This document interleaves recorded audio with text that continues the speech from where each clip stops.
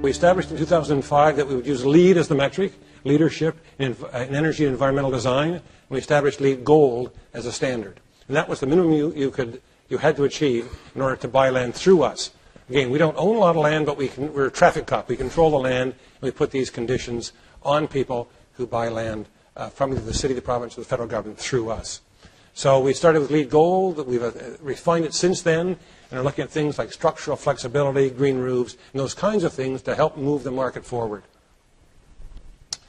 We're also building Canada's first open access broadband network in an effort to attract jobs. I mean, 10 years ago when we started, there was this huge concern about development around the 407, nothing downtown. Like in the 10 years prior to that, there have been 11 million square feet developed in the 407, 500,000 downtown. That's changing because the talent pool is now downtown.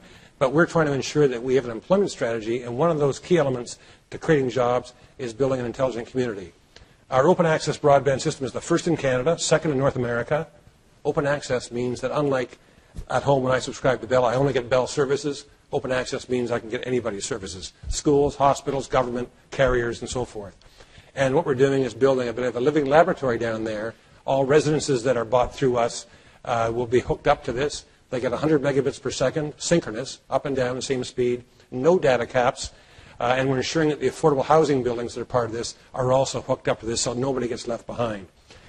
By building a living laboratory, we also then hope to attract tenants to come down to the commercial buildings who can use this incredibly fast network to trial applications, which then, if they're successful, they can roll out to Ontario, to Canada, and to the world.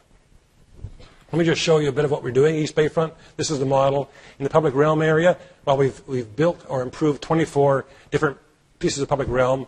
I'm focusing on East Bayfront because that's where our other speakers have their projects. So we built Canada's Sugar Beach, Sherburne Common, and the Water's Edge Promenade. On the development side, Gerofsky has 1,200 employees down there in the ICT sector. It's a great anchor to our innovation district. We have George Brown campus down there. No problem animating the waterfront in June or July, but February is a bit of a challenge. The secret, bring students down, and that helps keep things alive all year round. And of course, the projects which you'll hear about later from our partners.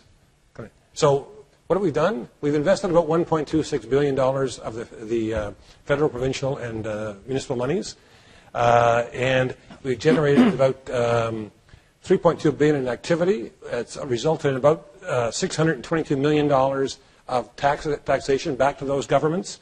And then when you look at the deals that we brought to the table, the previous was our investment. This is now the private sector investment already in the 6 first jobs, about $2.6 billion of investment, generating about $838 million of direct tax revenue back to the government. So already, in the work we've invested in, plus the deals that have come in, the first ones, will have paid back the $1.5 billion of grant money.